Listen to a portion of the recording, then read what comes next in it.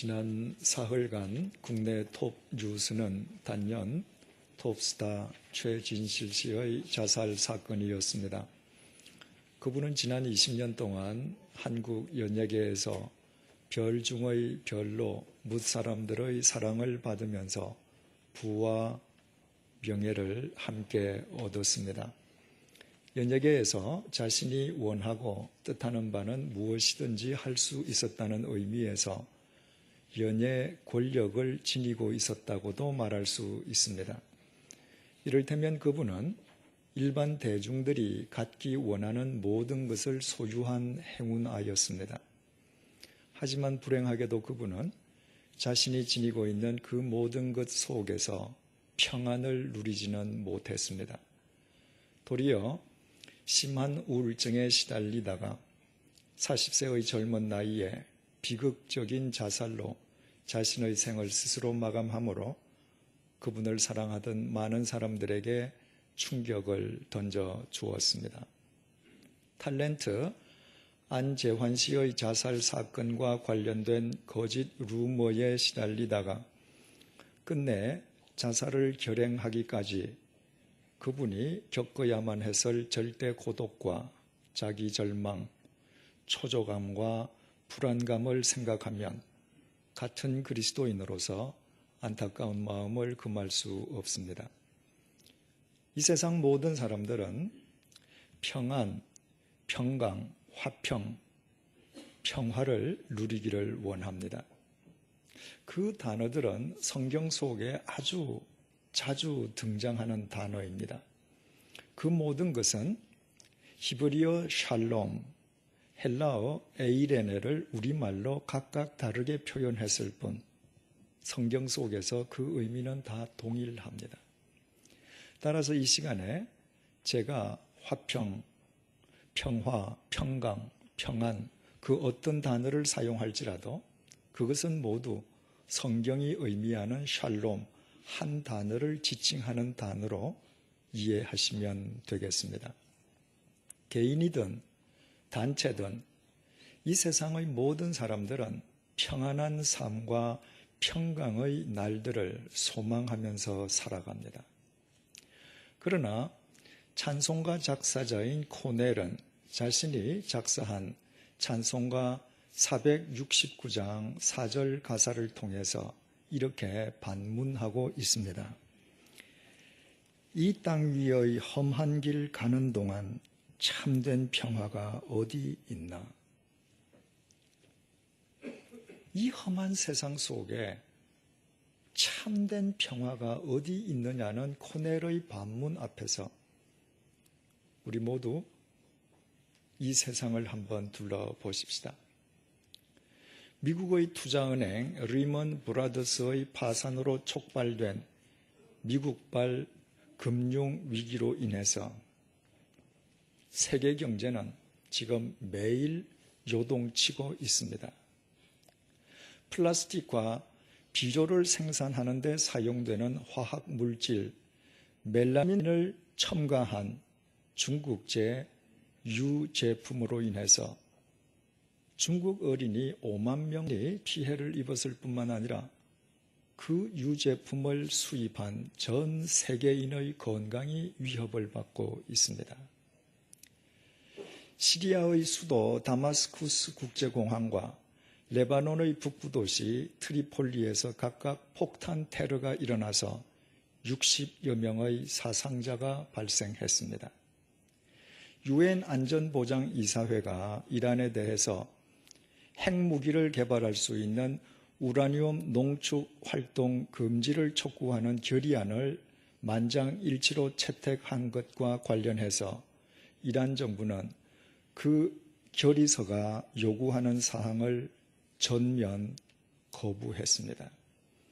터키 남동부에서는 터키군과 쿠르드 반군 간의 교전이 일어나서 38명이 목숨을 잃었습니다.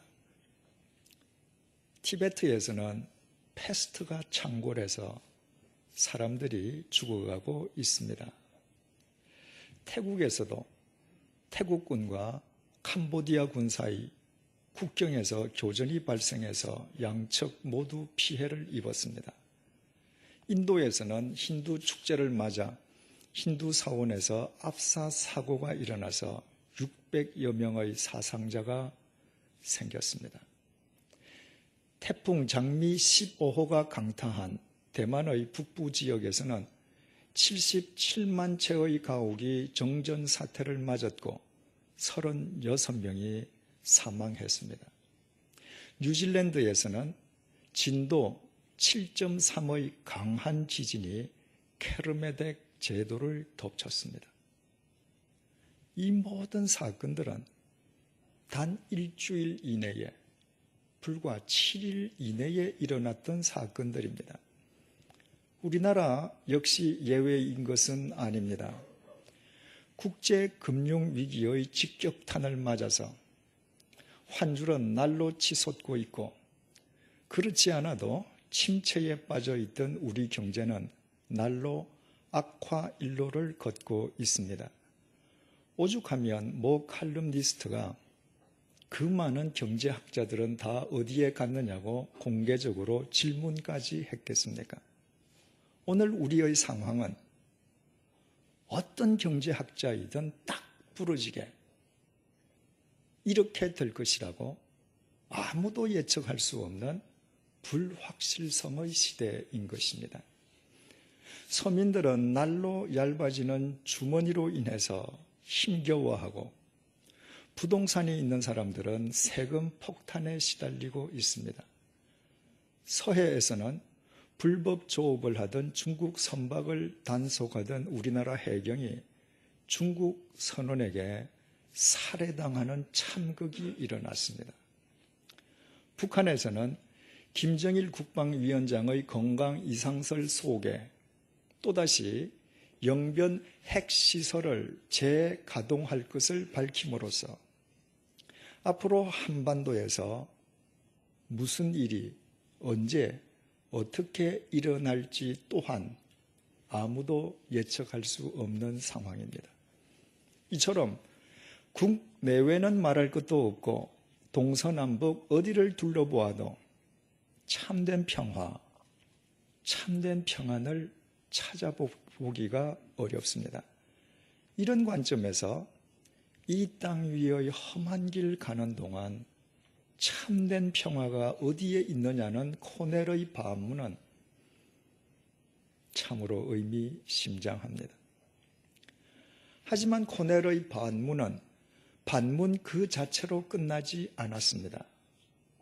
그의 반문은 찬송가 469장 4절 가사에서 이렇게 끝이 나고 있습니다.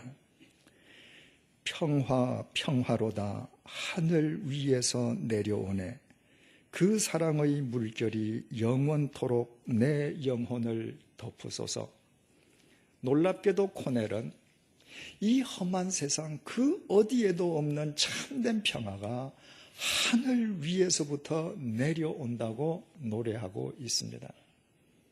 참된 평화는 이 세상으로부터 오는 것이 아니라 오직 위로부터, 하나님으로부터 내려온다는 것입니다.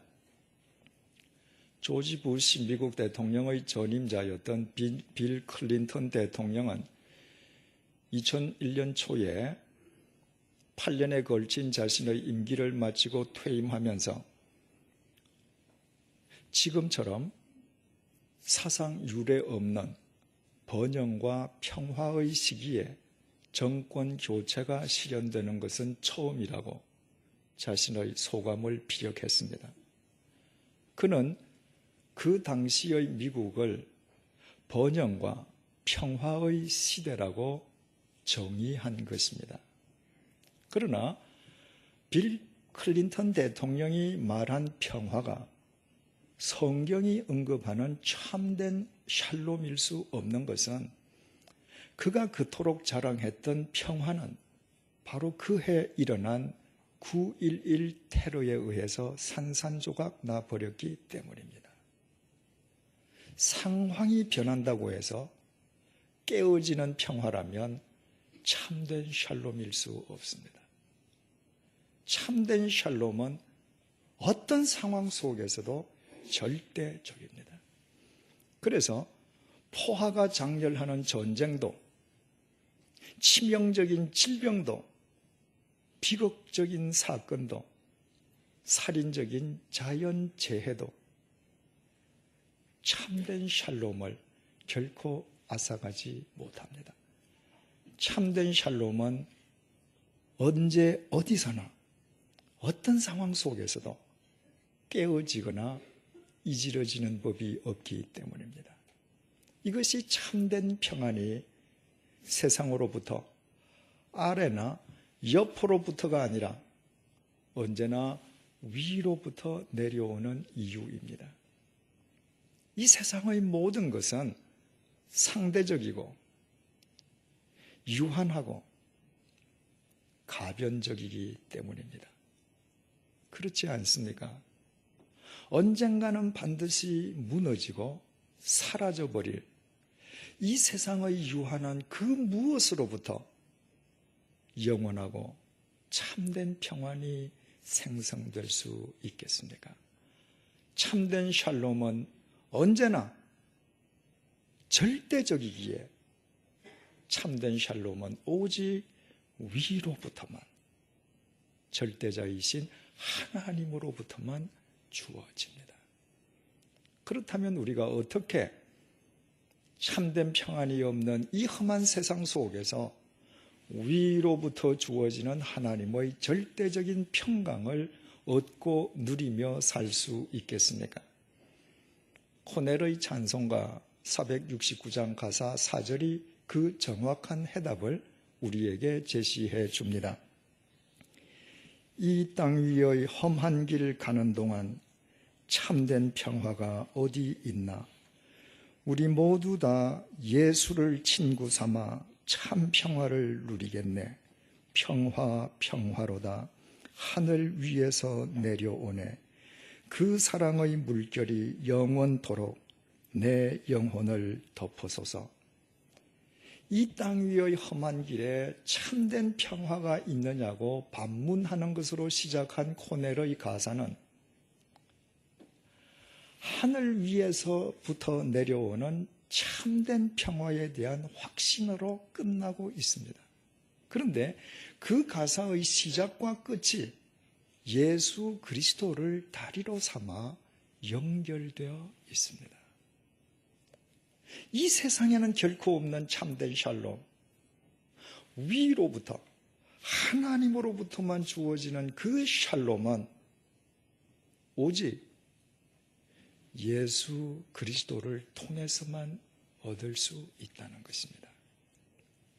이것은 작사자 코넬의 단순한 문학적 수사이거나 그의 개인적인 견해가 아닙니다. 코넬이 이렇게 노래했던 것은 그것이 바로 성경이 우리에게 전해주고 있는 진리이기 때문입니다. 이방인 고넬료 일행을 통해서 하나님께서는 인간을 구별하시지 않고 받아주시되 다 받아주시는 분이심을, 그것도 온 지성을 다해 영접해 주시는 분이심을 확인한 베드로는 하나님의 그 사랑에 감탄하지 않을 수 없었습니다. 그리고 그 즉각 베드로는 이방인 고넬료 일행에게 복음을 전파했는데 그 설교의 첫머리가 본문 36절 상반절을 통해서 이렇게 시작되고 있습니다. 만유의 주 되신 예수 그리스도로 말미암아 화평의 복음을 전하사. 베드로는 하나님께서 예수 그리스도 안에서 성취하신 구원의 복음을 화평의 복음이라고 정의했습니다. 다시 말씀드리면 예수 그리스도께서는 위로부터 내려주시는 하나님의 절대적인 평강을 인간들에게 나누어 주시기 위해 이 땅에 오셨다는 것입니다. 인간의 죄는 거룩하신 하나님과 인간을 가로막는 장벽입니다. 이 죄의 장벽으로 인해서 인간은 위로부터 주어지는 하나님의 절대적인 평강을 상실하고 말았습니다. 따라서 동서남북 그 어디를 둘러보아도 참된 평안, 참된 샬롬이 없는 것은 비단 오늘날 우리 시대에 국한된 현상인 것은 아닙니다. 아담과 하와가 에덴 동산에서 범죄해서 실락원하는 그 순간부터 인간은 하나님의 절대적인 평강을 상실해버렸습니다. 이유는 오직 하나, 죄의 장벽 때문입니다. 예수 그리스도는 그 죄의 장벽을 허물어뜨려 주신 구원자이십니다. 우리가 받아야 할 죄의 형벌을 대신 받아주시기 위해서 머리 위에서부터 발끝까지 당신의 온 전신을 십자가의 제물로 내어놓으심으로 죄의 장막을 깨트려 주신 주님께서는 거룩하신 하나님과 죄인인 우리를 연결시켜 주시는 다리가 되셨습니다. 그 다리를 통해서 하나님의 생명이 우리에게 전해졌습니다. 그 다리를 통해서 하나님의 사랑이 우리에게 임했습니다. 그 다리를 통해서 우리는 하나님의 진리 위에 서게 되었습니다. 그 다리를 통해서 우리는 하나님의 절대적인 평강에 접붙임을 당하게 되었습니다. 더욱이 우리 죄를 위해서 십자가에서 돌아가셨던 예수님께서는 사흘째 되는 날 죽음을 깨뜨리고 부활하심으로 당신 자신이 곧 임마누엘 하나님이심을 우리 모두에게 직접 보여주셨습니다.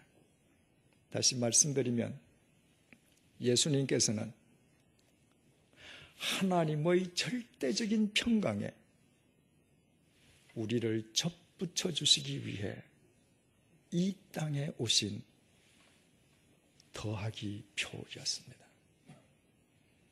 그러므로 베드로가 이방인 고넬료 일행에게 그 복음을 설명하면서 복음을 화평의 복음이라고 정의한 것은 매우 타당한 지적이었습니다. 그 당시에도 험한 세상 속에는 참된 평안이 없었기 때문입니다. 그 당시 사람들도 참된 평안에 목말라 하기는 오늘날의 우리와 똑같았기 때문입니다. 독일의 전권을 장악한 히틀러가 1938년 3월 13일 무력으로 오스트리아를 합병하고 인근 체코슬로바키아까지 넘보게 되자 온 유럽 대륙에는 새로운 전쟁에 대한 불안감이 팽배해지기 시작했습니다. 이에 당시 영국 수상 체인벌린은 1938년 9월 29일 프랑스, 이탈리아 대표와 함께 뮌헨으로 히틀러를 찾아가서 소위 뮌헨 회담을 성사시켰습니다. 히틀러가 탐을 내는 체코슬로바키아 수데덴 지방을 히틀러가 독일에 편입하는 것을 묵인해 주는 대가로 히틀러는 유럽 대륙에서 전쟁을 일으키지 않는다고 합의한 것입니다. 런던으로 돌아간 체인벌린 수상은 히틀러가 서명한 합의서를 기자들 앞에서 흔들면서 자기 자신이 이룬 소위 우리 시대의 평화를 자랑했고 그의 지지자들은 열렬하게 그를 환영했습니다.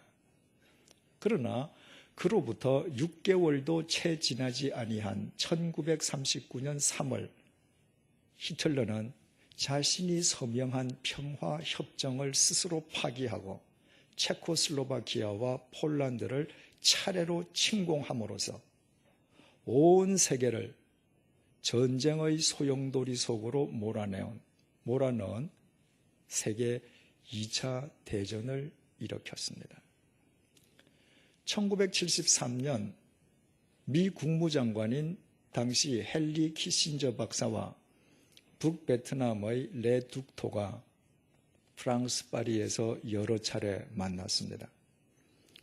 마침내 베트남에서의 미군 철수와 남북 베트남 정부 간의 평화 정착을 위한 기구를 신설하는 것을 골자로 하는 합의문에 서로 합의하고 서명을 했습니다. 그 공로를 인정받아서 키신저 박사와 레 둑토는 그해 노벨 평화상을 수상했습니다.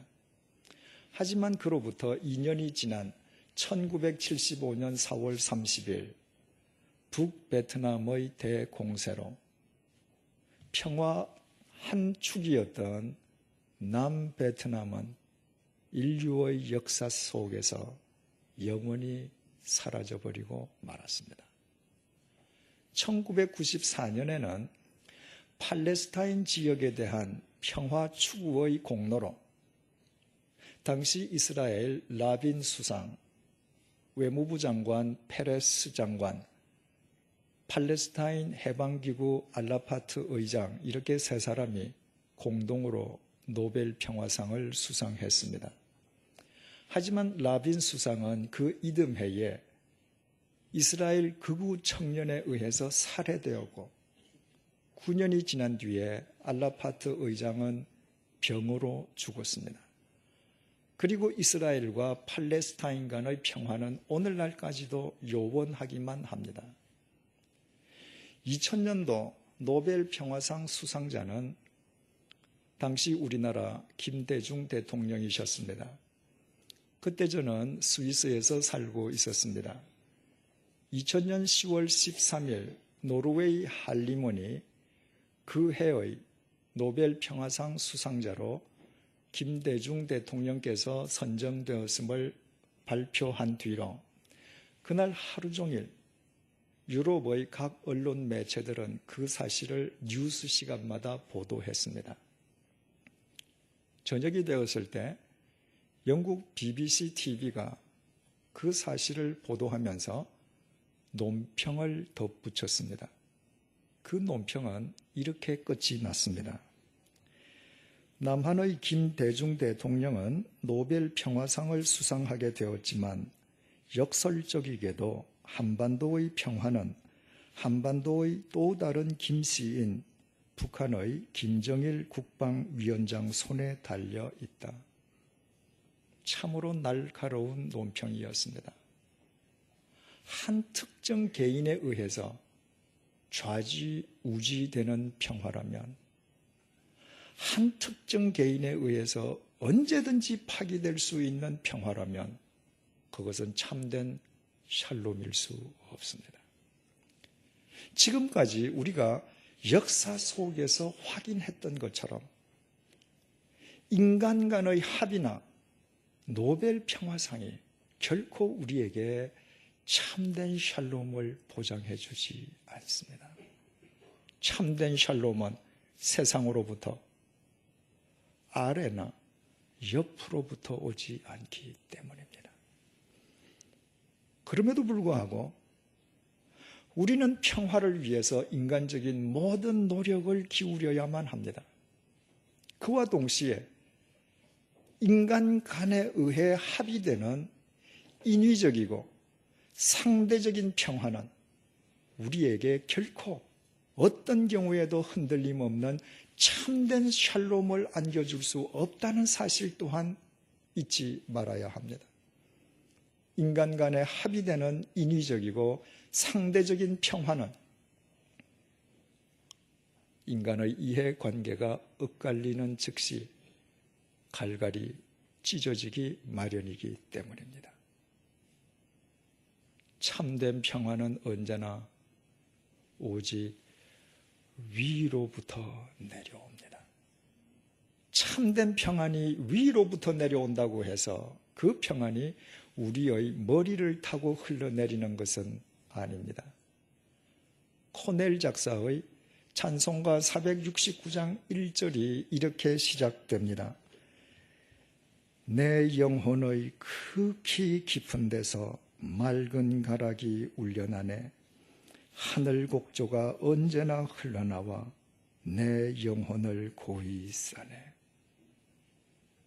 예수 그리스도를 통해 위에서부터 우리에게 주어지는 하나님의 절대적인 평안은 우리의 심령 극히 깊은 데서부터 샘솟아 오릅니다.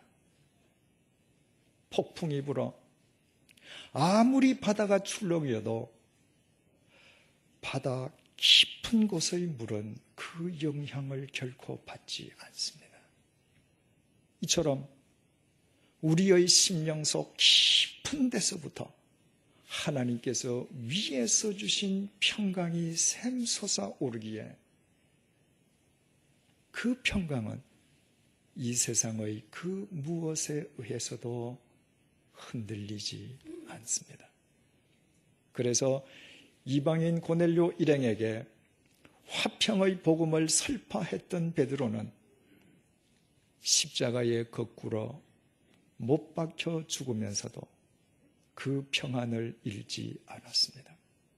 사도 바울은 지중해의 한가운데에서 광풍, 유라 굴로 속에서 시달리면서도 그 평안을 간직했습니다. 심지어는 로마 제국의 지하 감방의 고통도 사도 바울의 심령 속 극히 깊은 데서 솟아나는 그 평강을 앗아갈 수 없었습니다. 그래서 사도 바울은 그 로마의 지하 감방의 고통 속에서 도리어 필립보 교인들에게 이렇게 편지를 썼습니다. 아무것도 염려하지 말고 다만 모든 일에 기도와 간구로 너희 구할 것을 감사함으로 하나님께 아뢰라. 그리하면 지각에 뛰어난 하나님의 평강이 그리스도 예수 안에서 너희 마음과 생각을 지키시리라. 사도 바울의 심령 속 극히 깊은 데서부터 하나님께서 위에서 내려주시는 절대 평강이 샘솟지 않았던들 로마의 지하 감방에서는 결코 기록할 수 없는 내용이었습니다. 사도 바울의 심령 극히 깊은 곳에서 이처럼 날마다 하나님의 평강이 샘솟았기에 그는 진리를 위해서 참수형까지도 기꺼이 감수할 수 있었습니다. 사랑하는 교우 여러분, 이 땅 위의 험한 길을 가는 동안에 참된 평안이 대체 어디에 있습니까? 없습니다. 이 험한 세상에는 절대로 없습니다. 그러나 있습니다. 예수 그리스도의 십자가에는, 십자가의 예수 그리스도에게는 하나님께서 위에서 내려주시는 참된 샬롬이 있습니다. 십자가의 예수 그리스도를 우리의 구주로 모신 우리의 심령 속 극히 깊은 곳에 그 평강이 자리 잡고 있습니다. 우리의 심령 속 극히 깊은 곳에서 날마다 그 참된 샬롬이 샘솟아 오르는 한 우리는 이 세상 그 어떤 상황, 그 어떤 역경도 능히 이기고 극복할 수 있습니다. 우리의 심령 속 극히 깊은 곳에서 샘솟는 그 평안의 원천은 만물을 새롭게 하시는 예수 그리스도의 생명이기 때문입니다. 이것이 죽음을 깨트리고 부활하신 예수 그리스도께서 요한복음 14장 27절을 통해 우리에게 이렇게 말씀하시는 까닭입니다. 평안을 너희에게 끼치노니 곧 나의 평안을 너희에게 주노라. 내가 너희에게 주는 것은 세상이 주는 것과 같지 아니하니라. 너희는 마음에 근심하지도 말고 두려워하지도 말라. 기도하시겠습니다. 주님, 우리를 둘러싸고 있는 온갖 위기와 소용돌이 속에서 세상살이가 점점 고달파지고 있습니다. 그럴지라도 자기 절망에 빠져 자포자기하거나 이 험한 세상에서 평안을 구하려는 어리석음을 범치 않도록 도와주옵소서. 참된 평안은 세상으로부터 아래나 옆으로부터 오지 않음을 잊지 않도록 도와주옵소서. 오직 예수 그리스도 안에서 하나님께서 위로부터 내려주시는 절대적인 평강을 누리며 살게 하옵소서. 그 평강이 우리의 심령 속 극히 깊은 데서 날마다 샘솟게 도와주옵소서. 죽음을 깨트리고 부활하신 주님의 그 절대적인 평강이 내 속에서 살아 역사하시기에 그 어떤 역경 속에서도 근심하거나 두려워하지 않도록 도와주옵소서. 당신 자신을 십자가의 제물로 내어놓으심으로 하나님과 우리 사이에 가로막혀 있던 죄의 장벽을 허무시고 우리로 하여금 위로부터 내려주시는 하나님의 절대적인 평강을 누리게 하신 주님께서 그 어떤 상황 속에서도 우리의 삶을 책임져 주실 것임을 굳게 믿게 하옵소서. 그리하여 앞으로도 이 세상은 여전히 험할지라도 오직 주님을 쫓아 사는 우리의 삶을 통해 주님의 절대적인 평안이 많은 사람들의 심령 속에 스며들게 하시어 주님을 믿는 우리로 인해 이 시대의 의미가 새로워지게 하옵소서. 예수님의 이름으로 기도드립니다. 아멘.